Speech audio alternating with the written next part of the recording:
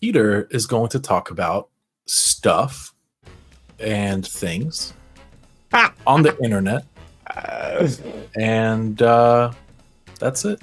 Do you think on your today's code not words? so critical update? Do you think your code words are going to fool me, John? Damn it! Get it out of here. He's gonna talk about crypto and shit. Fuck.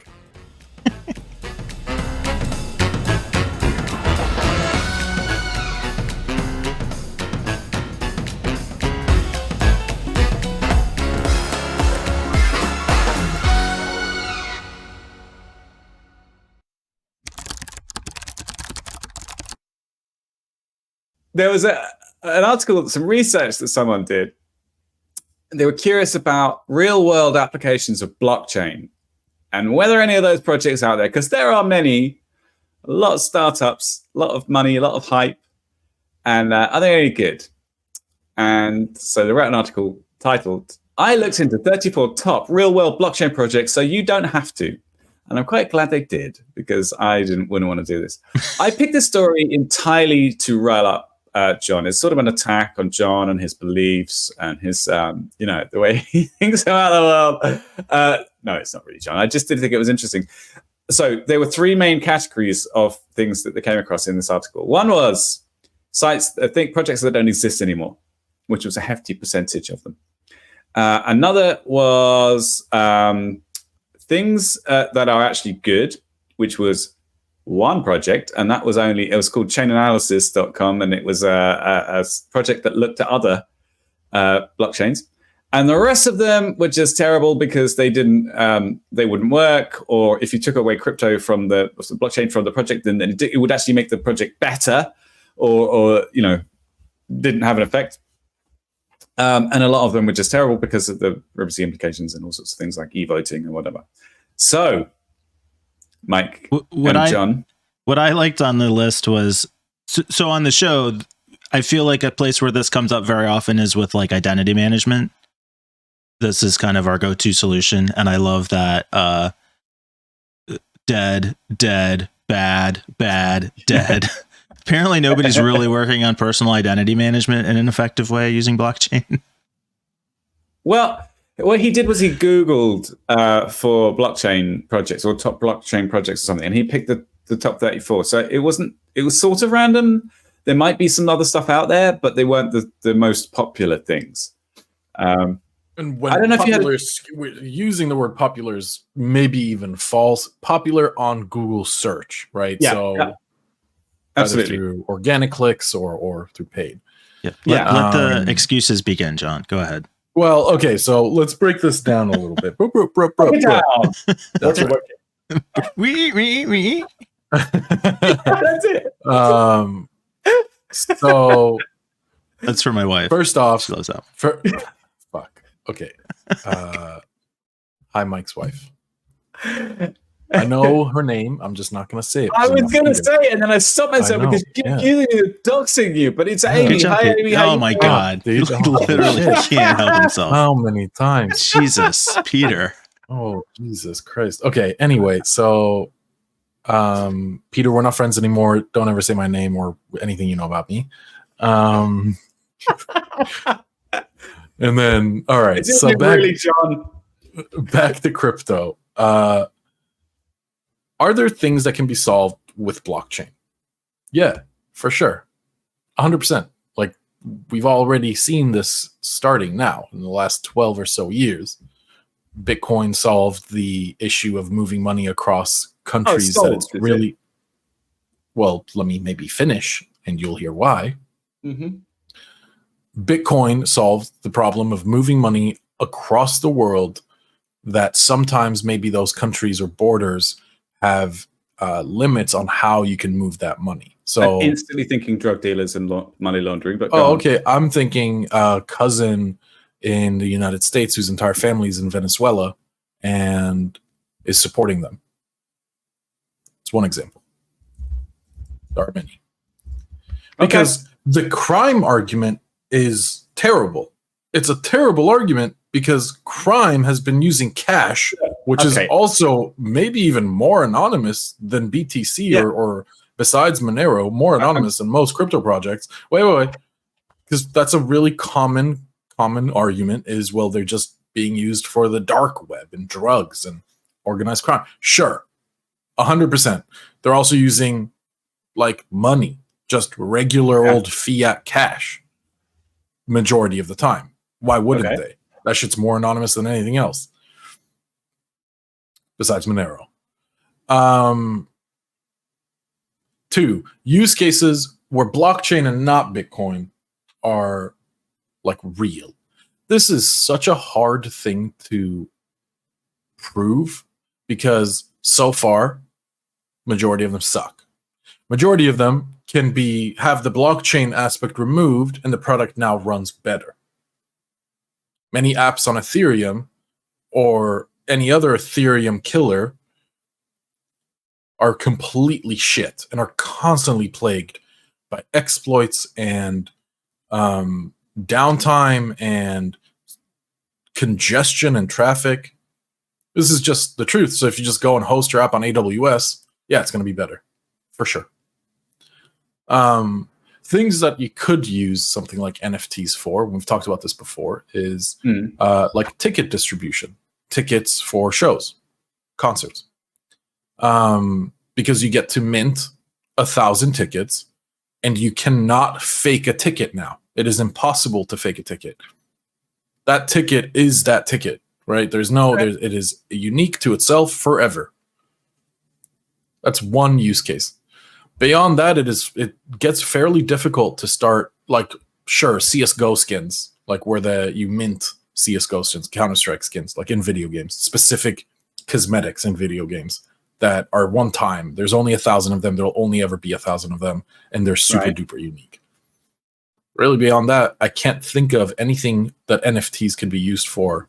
Of course, you could take those 2 specific ones and build off of them. Not only tickets, but also subway tickets, right? Or whatever. So, Peter, do you think, cryptocurrency aside, that blockchain is an interesting technology with legitimate, viable uses? Yes, to answer that specific question, but it feels a bit leading. I think what's happened is that,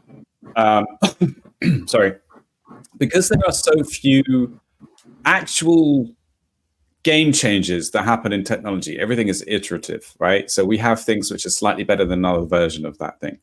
But blockchain is kind of different. It's the immutable aspect of it, I think, which is the kind of fundamental difference to how people think. And because it's been successful with Bitcoin, and because the technology is really different, that's where all the hype has come from. Because it's so wacky and so different, and people have tried to build on it, and they've come up with as this top 34 list, or sorry, top it in air quotes, list comes from, that it's a whole bunch of people just basically taking advantage of the hype that exists around blockchain. And there are some uses, but they are limited, and they should be much more carefully applied. And it's all going to come falling down at some point. Or no, it's not. It's going to be a static image of a tower that is slowly falling. Is that all open source projects? No, many of them are open source. Oh, are they? Because, okay. Well, what, the top 34? No idea. I did not check individually each one. Are many crypto projects open source? 100%, of course. Yeah. Ethereum is open source. Bitcoin's open source. They were built. Okay, so one thing, why do I think that Bitcoin specifically is such a big deal is because it solves the issue of government-backed, so individual countries owning currency and running the way their currency works. You know, take the US, for example. Look at inflation right now. It's at its all-time high, 9%? Yeah. Terrible. So much so that the euro and US dollar for the first time in like forever are now 1-to-1. That's insane. Yeah. 2, the US bank was just fined something like $30 million for falsely opening checking accounts under customers' names. Wells Fargo did this. US Bank now did this. Maybe Capital One too. I don't remember. This cannot happen on the blockchain. The blockchain sits there in silence with zero oversight or governance, and it just does its job. No one's going to create bank accounts for you or wallets for you. No one's going to play around with your money and invest it in real estate or whatever. It just does its job. These are still cryptocurrency examples, though, which you acknowledge. Like, I get that. Is it enough if blockchain is really only ever viable for cryptocurrency? Is that enough? Well, I guess the problem is that needed as part of that technology, but the important thing, I think, is to consider what the group or individual that created Bitcoin said was that they were fed up with the way fiat was being handled, specifically after 2008, the financial crisis in 2008, and wanted to solve it. And this has been a conversation topic for these cryptographers and CryptoPunks for a long time. They've been trying to solve this problem for well over 30 years, 40 years. First, it was hypotheticals. Then it was actually put into an application, I think called DigiCash or something. I think Mike's question is about like blockchain. Well, I'm getting there. Okay, well, if I can get there, then Jesus, man. Like and subscribe while you're waiting for John to get there. And sorry. I don't even know where I was anymore. No. Okay. No. You don't want to hear it, Peter? I do want to hear it. I'm sorry. I genuinely thought that maybe you had missed the original question. I was trying to. So you say that they were trying to. Bitcoin was there to solve a particular issue, and it's mutated. It's been chastised. It's been wrecked, taken apart, and put back together in a weird, fucked up way. Where now you have individuals like Quan Do or whatever the fuck his name is, taking advantage of the common man through shitty marketing tactics. Yeah. Where the Luna token and Terra, what were in the top 10 market caps cryptocurrencies, and bottomed out because lies and deceit, and millions or maybe millions of people lost a lot of money. And Celsius is another example, a lending platform built on the crypto atmosphere or space. Just declared bankruptcy, froze all assets, no withdrawals for anyone. Some people were posting on Reddit saying they're fucking homeless pretty much because of this. Like, they put so much trust in these projects. And this is exactly what's going to keep happening for a long time. We're at what, 10% adoption in terms of crypto across the world? Not even. Like, this is going to take such a long, but the internet's adoption is at what, 90% across the world? To a degree, at least. Yeah. So by degree, I mean smartphone or a computer in a library or in a school, right? People have access to internet largely, by and large. It's going to take a long time because in the span of those 30, 40, 50 years that we've built the internet, there has been so many scams and so many cons and so many, this is the end of the internet.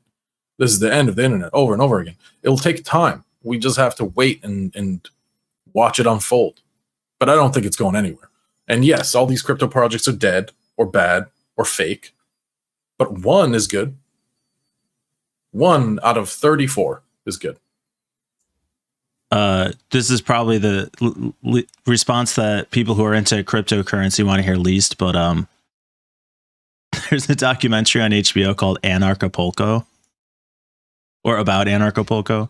I don't know if that's what it's called. Hilarious. Have you seen it? Nobody watched it? No, I haven't. Right. What's it about? All right. Wait, what's it about? So Anarchapulco is an anarchist convention in Acapulco. And it's about like this group of people that organized the event and forked the event and like all this stuff, that drama that happened, and very heavily centered around cryptocurrency because that's how they made all their money until it all went to hell. And then they were all down there and broke. And it was, it's a real thing. It's a really interesting documentary. It's a real thing. Yeah. Okay. Oh, cool. I'm going to check that out. Actual documentary. It's fun to watch.